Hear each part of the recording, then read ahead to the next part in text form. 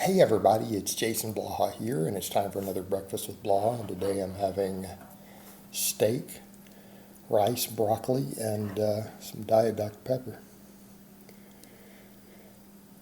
And again, I'm sure there'll be people who don't like what I eat, and that's okay. I don't care. Keep it to yourself. But something I need to cover today. This came up in my comments. Now this won't be up for like a month. Came up in my comments, and I've answered this multiple times. I've made this video before. Made this video multiple times over the years. It's been pretty consistent in it for a few years now. And as people brought up, hey, what's up with your old strength standards? You got this guy, you said he's an intermediate. Some of his lifts are slightly below your novice strength standards. How's he an intermediate? I thought you said that's what an intermediate is. And we need to be clear. You could be weak as hell and be an intermediate. An intermediate means that novice programming at all has quit working for you. It means it stopped working. It could be because you didn't eat and you wasted your noob gains. Hey, people need to understand that also. You can kind of waste your noob gains.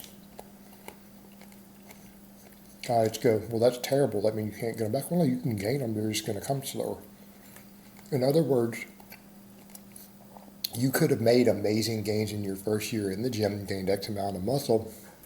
And if you miss out on that because you choose to do stuff wrong, you can still gain that same 15 pounds of muscle, 18, whatever it was you could have gained, but it's going to take you longer. It might take twice the rate of muscle growth, meaning twice the months to gain that same muscle later because you squandered your noob gains to some extent. That period of time where you were primed and ready to grow. You kind of wasted it.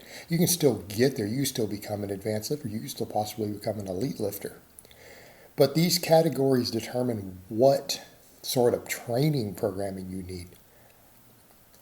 It's not good to move from one to the other. A lot of people are like, oh man, my goal is to become an intermediate. Really?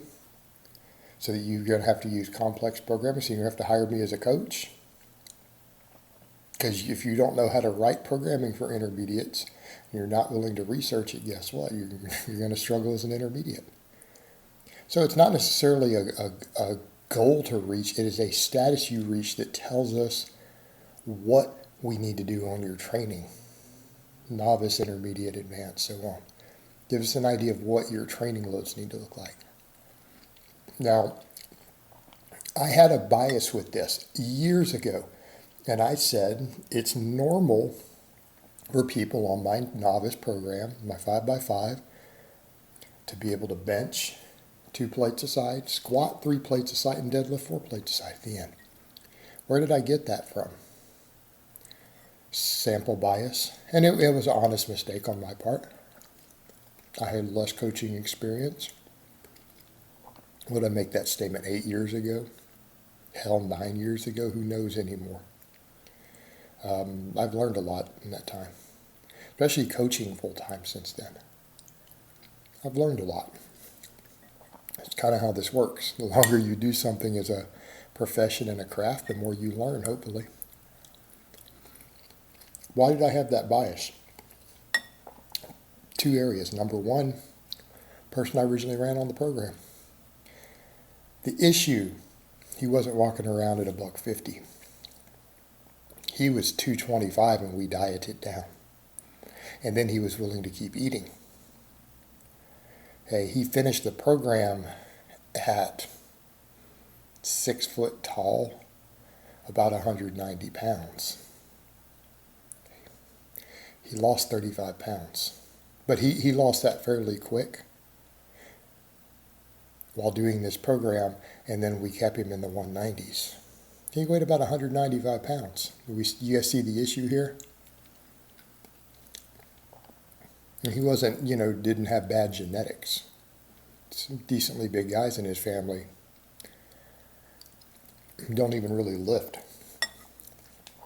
So there was that. And we wrote that program because he needed it as a police officer. Number 2, training logs. People were leaving logs on forums and groups. Now, who's likely to follow through on a program Those who are seeing success. Who's likely to start a log and run it out for 6 months, 9 months, 12 months and track their progress? The people who are getting good success. Do you guys already see how this affects our bias of the data available? What I didn't see were the hundreds of people who tried it and dropped out and couldn't handle the program. Okay, you had that. Number two, what's the assumption of the program? And most of you know this, that you're young, healthy, bulking the entire time, sleeping at least 8 hours a night. That was part of the program. Anyone who wasn't in a calorie surplus the entire year they were running the original Ice Cream Fitness didn't run the program. And I want that to be clear. If you didn't bulk, your body weight did not go up every single month by at least a pound. The entire time you ran the program, you didn't actually run the program. How else are you going to get your noob gains? Like, you can't recomp or main gain or any of this other bullshit or intermittent fast your way through your noob gains. You have to overeat. Okay, how many people didn't do that? So how many people out there went and tackled their noob gains? They started at 155 pounds body weight, but only finished at 160, 165. Well, they didn't finish their noob gains. They didn't eat enough. They wasted that year.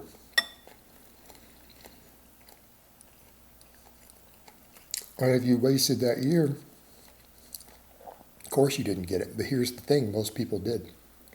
This is what I found more and more the longer I observed and coached. Most people were scared to bulk. Too many conflicting people out there are telling them not to do it. You got to be afraid of getting fat. You shouldn't be. You can diet it off.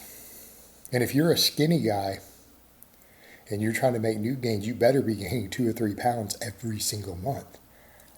And here's what I found. As the clients I've had who were scared of getting fat are the ones who finished their first year, not with a 315 squat, but with a 200 squat.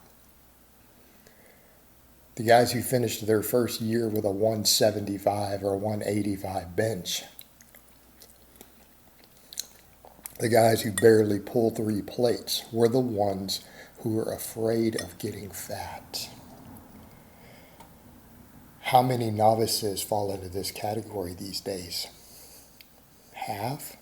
2/3, 3/4? Because when we tell them to bulk, they don't understand you can diet later. And yes, when you're a novice, you need to be gaining weight quickly. If you're not fat already, you have to gain weight quickly, or you absolutely, positively will not make your new gain potential. And every coach will tell you this. It's one of the things starting strength actually gets right. They catch a lot of flack for it, but Ripto is right. You need to gain weight. Quit worrying about your abs. You can diet it off later.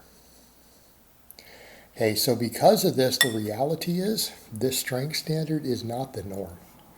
And if you didn't follow it through, you didn't follow through and bulk correctly and gain the weight and sleep and have a good lifestyle and use perfect form and actually research and video yourself and have perfect form like I tell you you have to have. Not perfect, but good enough. At least quit bending your wrist when you bench. Quit bouncing your feet around. Stop fishing poling your deadlift. You know, the basic things I teach people. If you didn't do that and you didn't bulk, you will not have gotten your new gains. You will not hit these numbers. You won't even be close. And therefore, you're going to be an intermediate without these sort of numbers. You're going to be well below them. And you're going to have to program like an intermediate. All right, guys, but that's really all I have to say on that today. I hope it's been informative, and I will talk to you guys next time.